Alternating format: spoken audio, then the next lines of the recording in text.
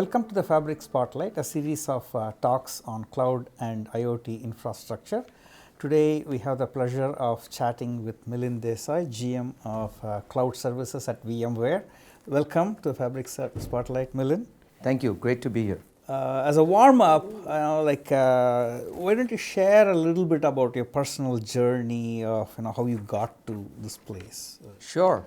The one thing I'll start off by saying is, I've been fortunate enough to choose the people I work with and the people I work for. Okay. And I think that's the consistent thing I tell folks is make sure you get those two things right.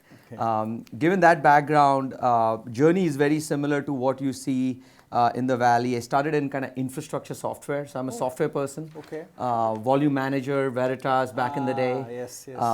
So from Veritas, we moved on to a company called Riverbed. Yes. And so that's when my transition happened from kind of infrastructure to application meeting infrastructure. Okay. And then VMware was where we built the NSX business. Okay. And now onto cloud. So I've been kind of able to kind of switch, kind of move up the stack as the industry has been moving up the stack. Okay. And currently driving our public cloud strategy. So how do we help customers as they build, operate, manage in a multi-cloud world? I see. Excellent. That's a really good fit for what the Fabric is all about. So I think we'll enjoy this conversation. So you mentioned that you are in the VMware Cloud Services, cloud infrastructure.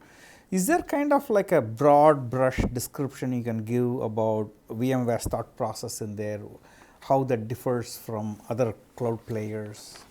Absolutely. I think it's been interesting. The past, I would say, 4 years or so, we went from being a infrastructure software company focused on the hybrid cloud to a broader narrative. So let me kind of walk you through that. Please do.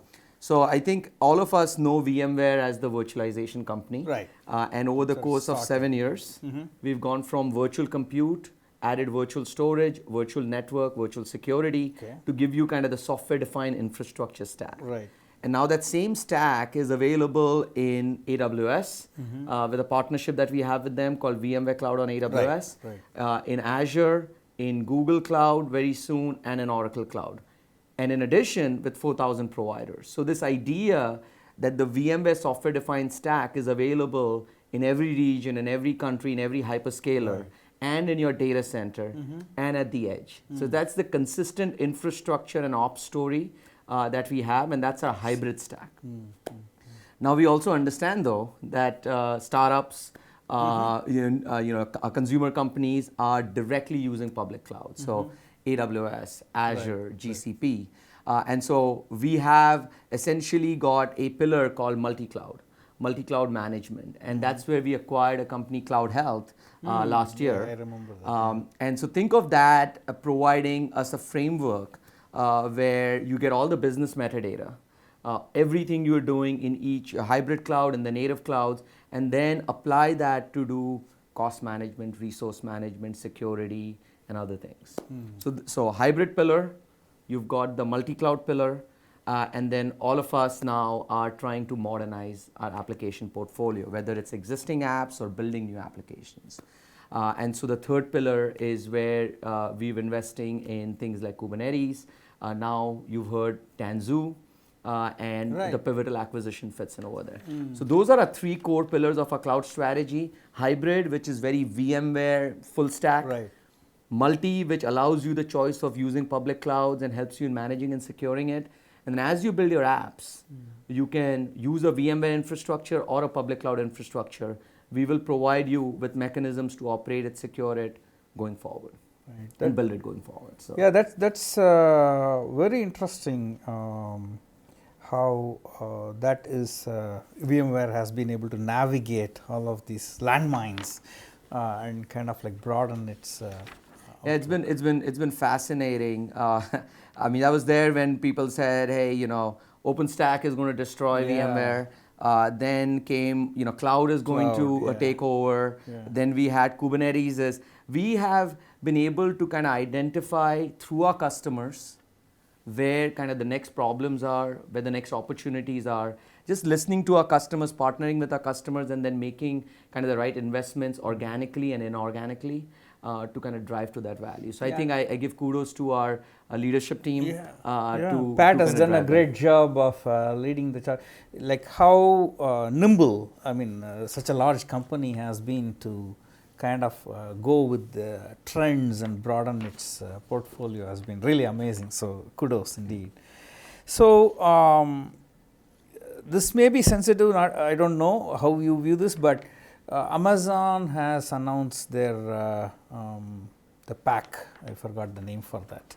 The outpost that they can deploy in enterprise data centers, and Microsoft has always had the Azure. The Azure Stack. Yeah. So how do you see that playing out in terms of public cloud versus enterprise data centers? Is it like public clouds are going to start encroaching and occupying? Yeah, it's again, when you think about like 4 years back, we were the only ones who were saying there's this hybrid world where people will, have something in their data center, something in the cloud, and the cloud vendors were saying, no, that's not possible. It's all native. And now you, at least in this area, we can say that, hey, people are going to be more hybrid, right? So if you think about it, I define the word hybrid as both sides having kind of the same software stack or a software plus hardware stack. And so when you look at Outposts is going to be available in two forms, right? One is kind of the native AWS form, right, and a VMware form. So the VMware cloud on AWS. So that absolutely, we are partnering with them on both fronts, and it's coming into the data center. It needs to connect to other parts of the data center that's already there. So that's where we are partnering with AWS. Azure, on Azure Stack, right? That's always been there. We are trying to kind of, with the announcement with Microsoft now, we're working with them on how that becomes more seamless on a VMware stack. And then if you look at Google, they went with the Anthos announcement. Correct. And Anthos already runs on the VMware stack. So it's validated on VMware. So the good news through this discussion is the acceptance of the software-defined infrastructure stack from VMware being kind of the baseline in the data center. I see. Right? And so that's what you're starting to see coming in. And so that's the full stack approach. While all of this is happening, we are also seeing things like RDS come on-prem. So Amazon's RDS service will be made available on the VMware stack. So we see this as a bi-directional kind of transition going on, where infrastructure will come on-prem, services will come on-prem. In some cases, customers will like that hybrid approach. In other cases, I've seen companies saying, hey, I'm done, I'm going to the native cloud. And we want to serve both audiences through this journey. Interesting. This is where I guess the nimbleness of VMware is going to come in handy. Absolutely. So, what's how are you approaching cloud security? Or enterprises expressing nervousness when they adopt? We still hear like some of the very large enterprises saying, no, not cloud, it's all on-prem, although it's starting to break down. But do you have kind of like a assurance program where we say, we'll take care of you? So I think I'll break down, when I talked about a cloud strategy, those are the 3 pillars. And surrounding that pillar is everything we do with security. So we just closed Carbon Black yesterday, and so we definitely endpoint, right? But it is part of a broader security framework that we talk about. So when you think about the problem in two parts, one is if you have a VMware-based infrastructure in your data center today, and you decide to expand it to a public cloud provider, that security posture, that intrinsic security policy that has been built into vSphere, into NSX, is moving with that workload into the cloud. The data is encrypted by default on vSAN because there's an encryption option available in there. So, and all of that is compliant with SOC 2, PCI, and other frameworks in that regard. So we are following those frameworks of compliance, security, and driving to that.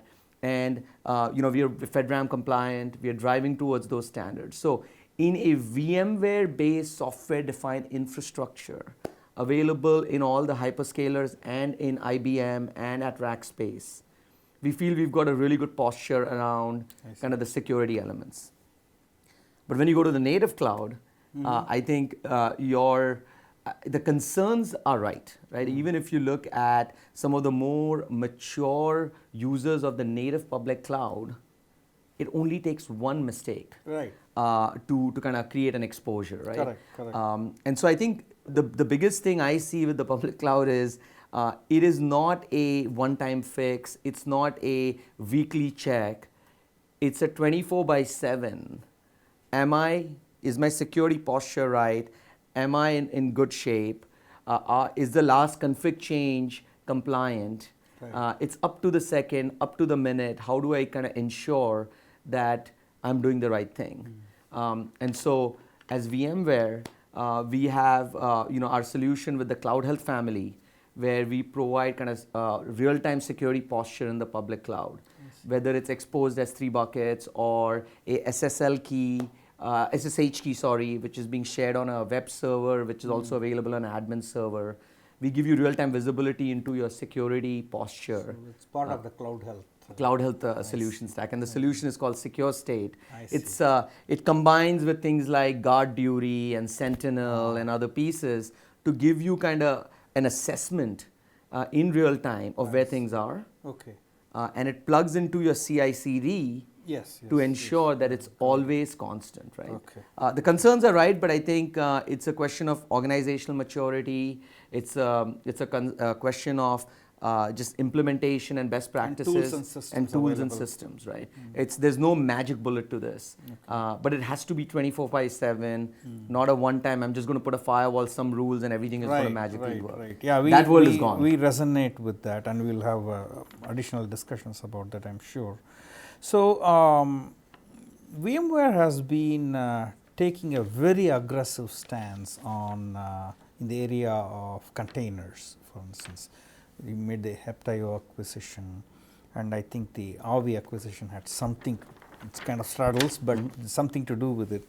So it'd be good to understand your, what is the thought process around Kubernetes containers vis-a-vis the vCenter, all of those kind of things. Yeah, I think the container journey has been an interesting one. I think everybody started off saying, hey, it's going to become kind of the displacement element for VMware. But the way to think about this is, as somebody who is also an active user of containers, myself with the services that I run, and I operate a pretty nice chunk of Kubernetes for VMware, it's infrastructure. And what we realize is that how do we make Kubernetes and the value it delivers in a more seamless fashion for our end users, right? And so there are three things I want to kind of highlight over here. Number one is Kubernetes is going to become default in vSphere through Project Pacific. Wow, okay. Right, so when you said vCenter, imagine being able to provision a VM a cluster or a Kubernetes cluster. I see.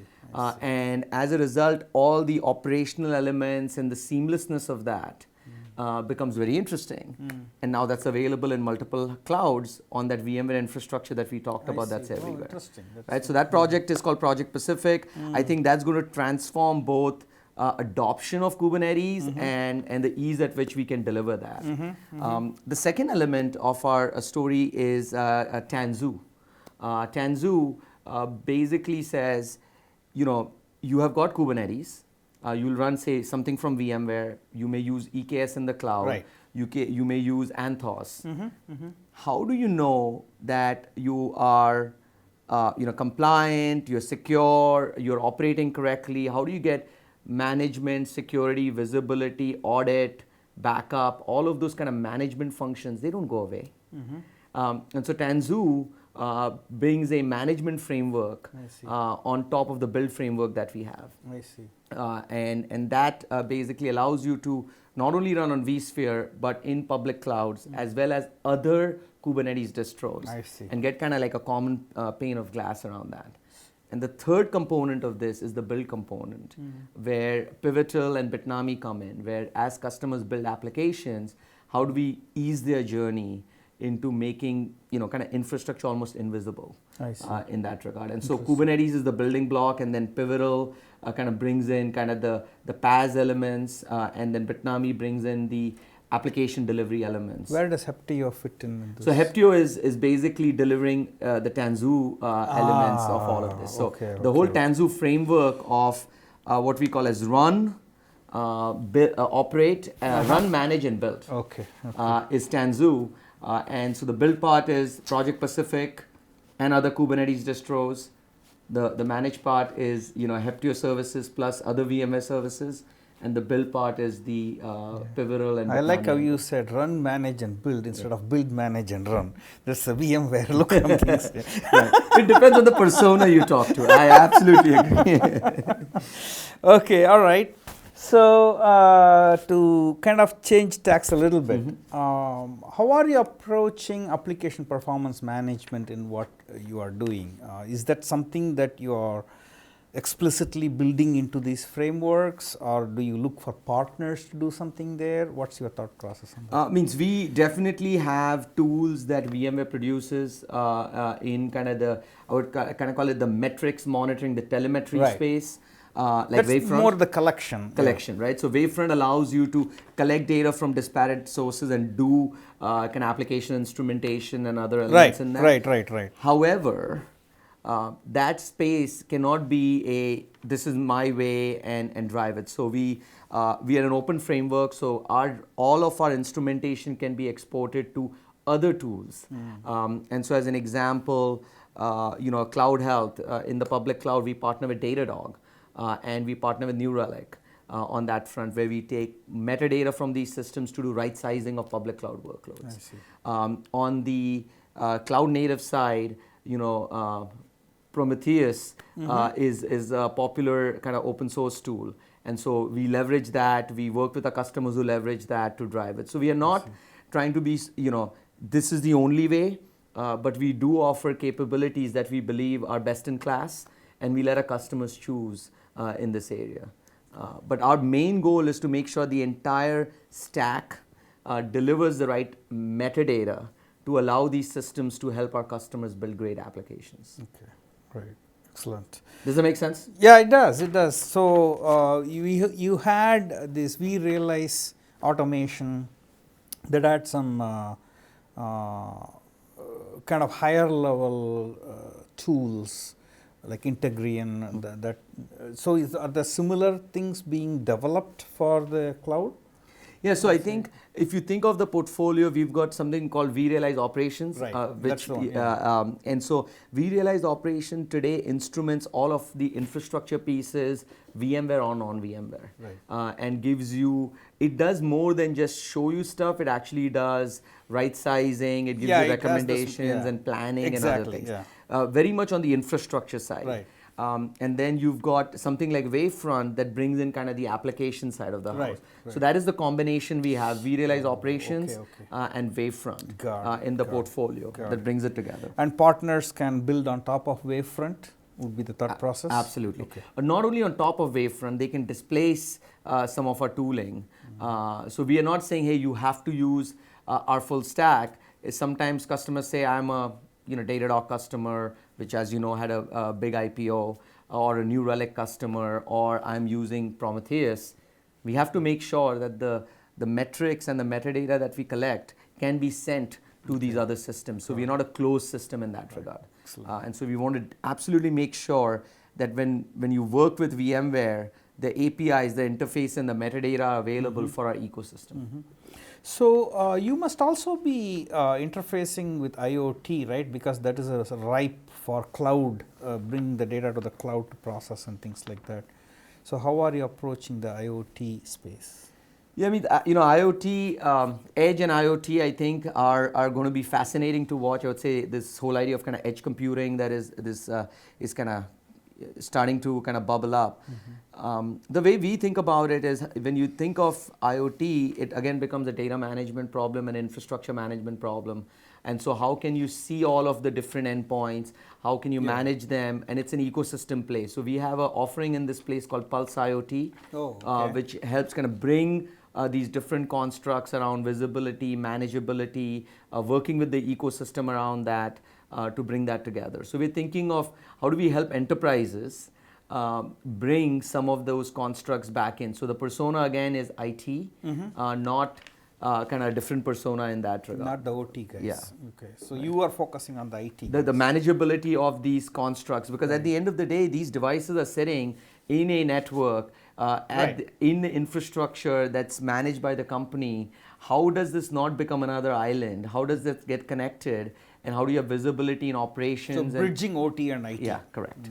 Right, and so that's how we see the world. And again, in that framework, and I'm not as well versed as some of the other folks who think about this 24/7 at VMware, but you kind of nailed that element, and we're doing it with the ecosystem again, right? Because again, this is not something that a vendor can solve. So we're bringing we are working with Dell and other kind of manufacturing players in this space to kind of bring those. Working with Dell would be a no-brainer. Absolutely. So let's see. You mentioned something fascinating about the edge. So what is, from a cloud, looking at it from a cloud perspective, what's your and VMware, what's the thought on the distributed cloud and what makes sense, what does not, and there's a specific angle about that I would like to drill into. But why don't we talk about at a higher level? The entire thing? I think I see two problems. Again, these are based on customer conversations. I think one is this very simple concept around, and we've always done this. If you're from a networking world, you know that this idea of a small box, a God box that sits at the edge and does everything. The question now is that the God box does not just need to do networking, it needs to have some computing capabilities, some device data management capabilities in there. So from a concept standpoint, it's very similar to the routers and ISRs and riverbed devices that used to sit there and became kind of more. So the question is, how does that experience become more seamless? How can I roll in a device? Everything is auto-provisioned, but now it's not just network security, it's got computing power, it can run edge functions, and I think that's where you will see a change. So my belief system says, just like people think of cloud as, hey, I don't need to manage that infrastructure, I'm getting that as a service, as an API. The bet we are making is, what if I gave you that infrastructure as an API? So you don't have to manage that, you don't have to worry about it. It's upgraded, it's ready, it's always there. Something goes wrong, we'll replace it. But that infrastructure allows you to now do some interesting things, whether it's processing data in real time or building these edge functions, which I think is a massive opportunity, right? Which is a simple way to build functions at the edge that can then be securely processing data back to the cloud or communicate with some central hub that drives it. So, are you seeing any specific kind of say killer workloads that are demanding that? I mean, I see it's vertical specific. It's vertical specific. Retail, manufacturing, utility companies are saying, I see. Hey, I need to process at the edge. I need the data center in a box at the edge. And it's no longer about just connectivity and security. It's about kind of data processing. What kind of data do we want to? Video processing, analytics. There is. I'm recently have come across some fascinating use cases around what if your retail experience, that app, right, the front end is a function, and when I say function, truly kind of like an edge function. And then container, or it could be even a micro. I don't know what the term for it is, but it's code. It's code, and this idea of web workers from Cloudflare as an example, right? So this idea of, can I write these functions which basically are doing work for me, but actually kind of processing at the edge, but everything else is centralized, right? So I think there are some interesting use cases emerging around that. So early days. What I'm hearing is it's a lot about data processing at the edge. Data, real-time kind of coordination, kind of analytics. Quick response. Quick response at the edge. Right? But the other aspect of this is, I just don't want to manage infrastructure. Just like I don't want to manage infrastructure in my data center, I don't want to manage infrastructure at the edge. Can you just give me an API? And give me that infrastructure in a consistent manner. So cloud-like API. Cloud-like API, and so that's where we are bringing the VMware stack at the edge, whether you want it in a small form, a large form, and at that point in time, you're just programming that infrastructure from the app standpoint. You're not managing it. It's what we do with VMware Cloud on AWS, where you say, give me and let me go deploy my app. Imagine being able to do that at the edge. So you mentioned data processing being so central, and VMware is very strong in the infrastructure side of things. The moment you are talking about data, then you have to think about data orchestration, data moving from the data center to the edge. It may be a model, or going from edge to edge, or edge to data center, where I am doing some kind of an ETL and moving the result. How do you see that? Do you see that being fulfilled by a VMware partner, perhaps, or? I mean, in all of our discussions today, of course, we have grand ambitions. We always want to kind of build, the full solution to the extent we can. So there will be elements, of course, that we offer. There will be elements that our partner offer. If you look at kind of our ecosystem, we offer DR. But you look at our DR ecosystem, and there are billion-dollar companies out there just doing DR as a service. If you look at security, same thing. We offer core elements with NSX, and then you've got an entire ecosystem of security. So I think overall with data management, you're going to see the same thing. I don't think, I think the value will be companies that actually provide analytics, provide kind of real mechanisms versus just moving data around to kind of giving insights into data. So I think a combination of doing some of that kind of infrastructure work, but in addition bringing some value adds on top is where I think our ecosystem will shine. Interesting. Okay. So again, to close out, again a generic question. So how to the entrepreneurial audience for Spotlights, what's your recommendation or advice to entrepreneurs how the startups can work with, say, your area of what you're doing? Like we talked about a few partnership things. How can they work with you? It's I think it's fascinating. Partnerships with a big company. How much value do you really get out of it, and when do you get that value? I always when I talk to companies who say, hey, could we do something with VMware? I say, are you sure? Is this going to bring the value that you are looking to bring? Because if you believe in that, then let's go work on it, right?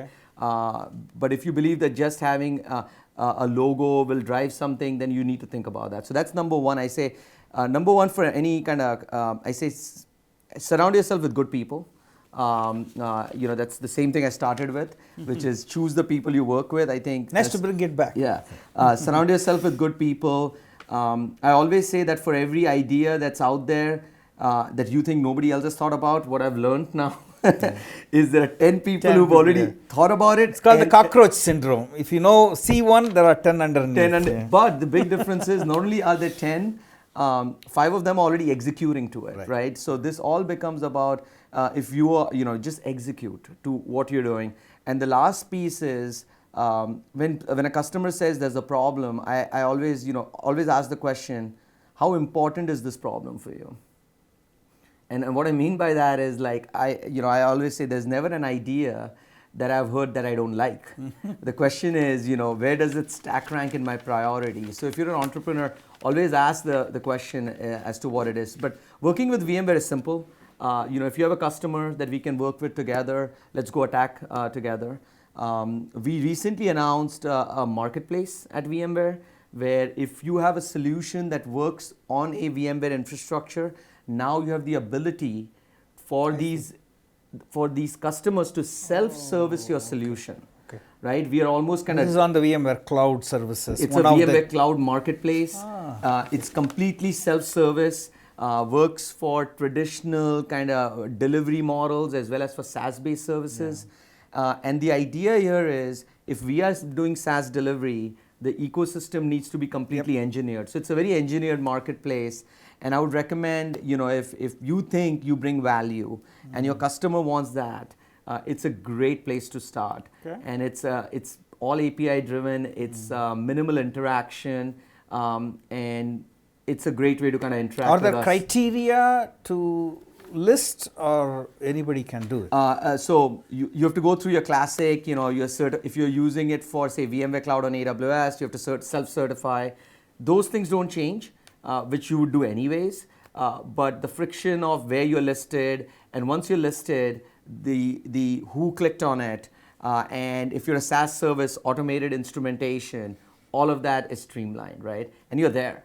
If a VMware customer is on cloud.vmware.com, your service is accessible to them. So it's a more kind of engineered, integrated approach, and the barriers to that are nothing different than the certification processes, the validation processes we have today. I see. So I think to any of our partners, I recommend kind of looking at that path as a great starting point. Okay, there you have it. So you can partner with VMware easy. So thank you very much, Milin. I think we have come to the end of the session. Thanks for watching. Stay tuned for another episode of Spotlight.